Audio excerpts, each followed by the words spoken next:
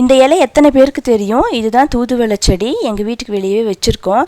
Gold அப்படின்னா இது இலையை பறித்து நாங்கள் வந்து சூப் வச்சுக்குவோம். கோல்டுக்கு சூப்பரான ஒரு ரெமெடி.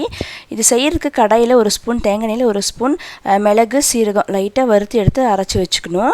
இது கூட வந்துட்டு 10 சின்ன வெங்காயம் 7-8 பல்லு பூண்டு லைட்டாக வணக்கிட்டு அதையுமே செப்பரேட்டாக எடுத்து வச்சுக்கலாம். ஒரு தக்காளி ரஃப்பாக சாப் பண்ணி அதையுமே லைட்டாக வணக்கி எடுத்துக்கலாம். இந்த இலையில் பார்த்தீங்கன்னா முள் இருக்கும். ஸோ கொஞ்சம் பார்த்து தான் வாஷ் பண்ணணும். இந்த முள்ளை வந்து நம்ம ரிமூவ் பண்ணிவிட்டு சேர்க்கக்கூடாது. இந்த முள் தான் வந்து உடம்புல இருக்க சளியை அப்படியே அறுத்து எடுத்துகிட்டு வரும் அப்படின்னு சொல்லுவாங்க. நான் இன்றைக்கி வந்து ஒரு 20 இலை எடுத்திருக்கேன்.